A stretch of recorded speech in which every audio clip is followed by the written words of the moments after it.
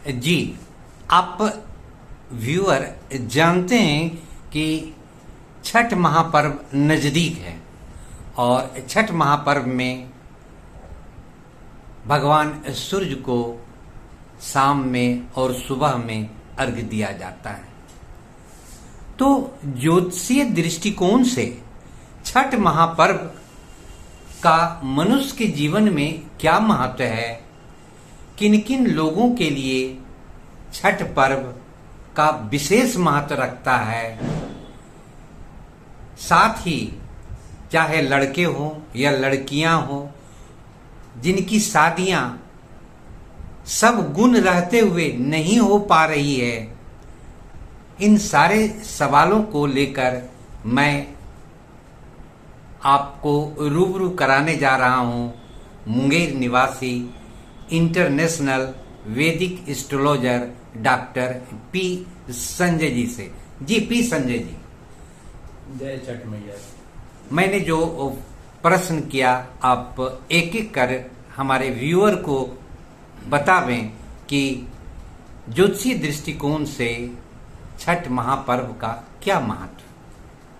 सबसे प्रथम चीज ये समझने की जरूरत है कि जितने भी हमारे पर्व हैं सब साइंस से गाइड हो रहे हैं, सब हमारे एस्ट्रोनॉमी से गाइड होते हैं।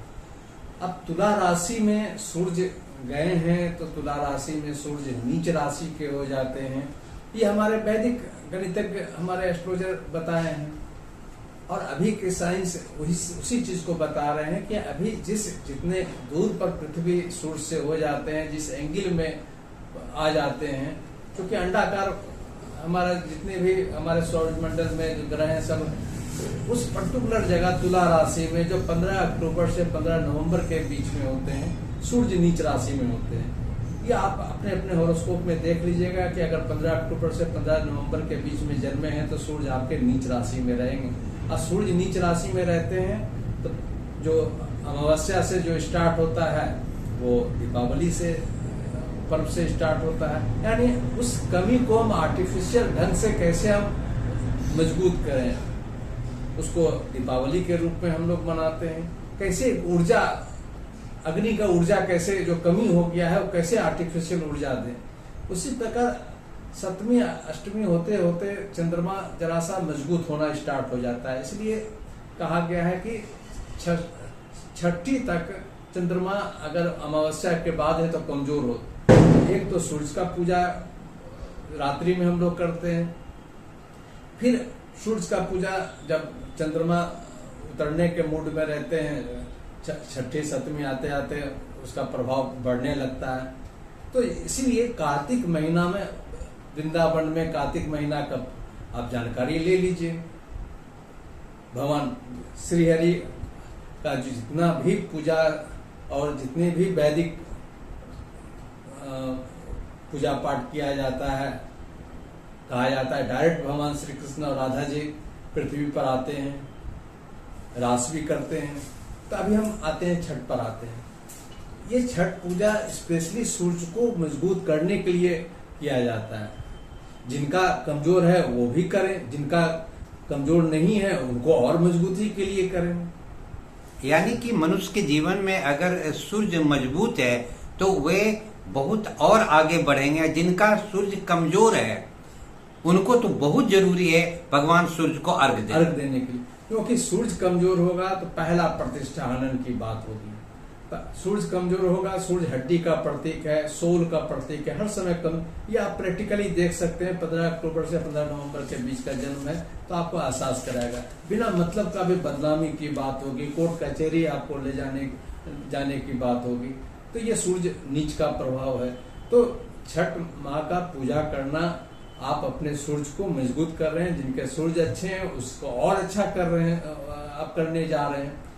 अब रही बात अर्घ देने से क्या होता है, तो एक जो पद्धति बनाई गई है कि हमारी जो माताएं बहनें जो छठ बढ़ती हैं, जो एक तो 36 घंटों का मोटा मोटी उपवास होता है, तो उस एक साधना वो किया गया है। 36 घंटों का साधना किया जा रहा है।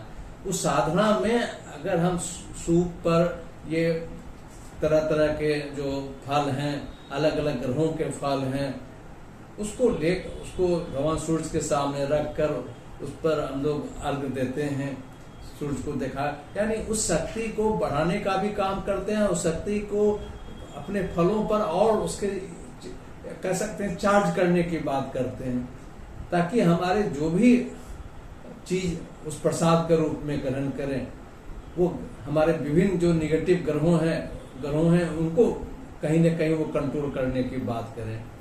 अगर क्योंकि कोई भी प्रॉब्लम अगर हो रहा है तो आप जान लीजिए कहीं न कहीं प्लेनेट आपको मिसगाइड कर रहा है, और साधना कीजिएगा तो वो जो गड़बड़ कर रहा है वो कहीं न कहीं रुक जाएगा, क्योंकि साधना सब ग्रहों से ऊपर है, इसमें कोई शक की बात नहीं। पर यह भी बात है कि जब ग्रह कमजोर होता है तो मन मस्तिष्क सब कमजोर कर देता है। अब ये बात है कि अब सूर्य का 3 ग्रह स्पेशली दुश्मन माना गया है। एक सबसे ज्यादा सूर्य का राहु है जो ग्रहण लगाते हैं, दूसरा है शनि है, पिता पुत्र हैं, उसके बावजूद भी दोनों में एक साथ रहते हैं तो कुछ न कुछ खटपट हो जाता है, और तीसरा केतु है। अगर राहु सूर्य के साथ में आपको जन्म में मिल गया है तो अब जो माता बहनें जो बढ़ती हैं उसमें नारियल जो अर्घ दिया जा रहा है सूप पर, उस पर अब अर्घ स्पेशली मन में सोच के कीजिए कि हम मेरा सूर्य और राहु की जो युक्ति है या कहीं से दृष्टि है उसको शांत करने के लिए हम ये अर्घ दे रहे हैं।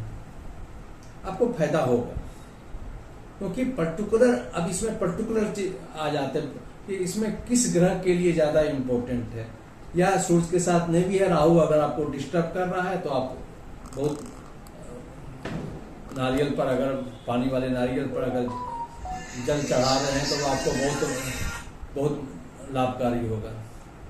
अगर सूर्य के साथ केतु हैं या केतु आपको डिस्टर्ब कर रहे हैं तो जो भी रस वाले जो फल हैं, डाब हैं, नींबू हैं, नारंगी हैं, वो आपको मदद करेगा। उस पर आप सोचकर जल चढ़ाइए, वो आपको हेल्थ मैटर से, स्किन प्रॉब्लम से और कई तरह के आपात या कभी कभी डर भय लग रहा है किसी नेगेटिव स्पिरिट के कारण, उसमें भी आपको मदद करेगा।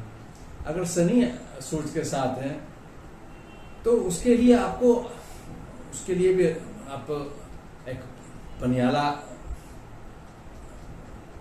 फल है उस पर आप जल चढ़ाइए, क्योंकि वो काला भी ढंग का होता है, कुछ खट्टा भी होता है, मीठा भी होता है, उसमें शुक्र शनि बुध सब मिला हुआ है, वो बहुत इफेक्टिव आपको होगा।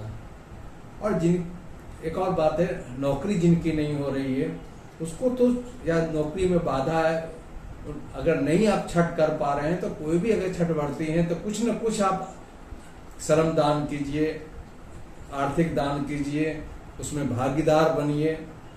नौकरी में दिक्कतें हैं वो कम आपको अनुभव होगा। साथ साथ जिन शादी ब्याह की बात हो रही है, नौकरी में की संभावना बनेगी या किसी को केस मुकदमा तरह तरह के प्रॉब्लम हो गए उसमें मदद करेगा, क्योंकि सूर्य कमजोर हो गया, यानी कि आपके बारे में या तो अब छोटा से गलती किए हैं, बड़ा गलती लोगों को दिखाई पड़ रहा है, प्रशासन को दिखाई पड़ रहा है, कानून को दिखाई पड़ रहा है, क्योंकि सूर्य आपका नीच का है। इसका मतलब है कि सामने वाले का जो भी आपके बॉस है, प्रशासन है, पुलिस है, उसका यही कंसंट्रेशन वहीं जा रहा है कि यही बंदा सबसे गलत काम किया है। तो उस सूर्य को हम प्रकाश देंगे तो जरा सा सामने वाले को लगेगा कि ये उतना गलती तो नहीं था, ये छोटा गलती था, उसको कुछ एक्सक्यूज करने की बात होगा। तो उसको साधना में आइएगा तभी ना। जिन बच्चियों का शादी या जिस लड़के का शादी नहीं हो रही है, अच्छा नौकरी है या अच्छा देखने उखने में भी अच्छे हैं, उसमें बृहस्पति कहीं न कहीं डिस्टर्ब है, कमजोर है, सूर्य भी कमजोर है। सामने वाले अच्छे जरूर जॉब कर रहे हैं पर एक भाव देता है, सामने वाले को देता है, नौकरी कर रहा है ना, कुछ तो कर नहीं रहा है, ये नहीं है वो नहीं है। वही अगर कंपेयर करेंगे दूसरे का तो उससे भी खराब देखने में है, या बहुत कोई जगह जमीन भी नहीं है, उसके बावजूद भी उसका अच्छी लड़की मिल गई है, अच्छा लड़का मिल गया, तो वो लॉजिक में चलिएगा तो बहुत परसेंटेज में नहीं आएगा, कुछ कुछ में बात आ जाएगा, बहुत परसेंटेज में नहीं आएगा। तो वहां पर जो केला का खानी केला चढ़ाया जाता है, सूप पर चढ़ाया जाता है, बहुत लोग खानी चढ़ाते हैं बड़े बड़े।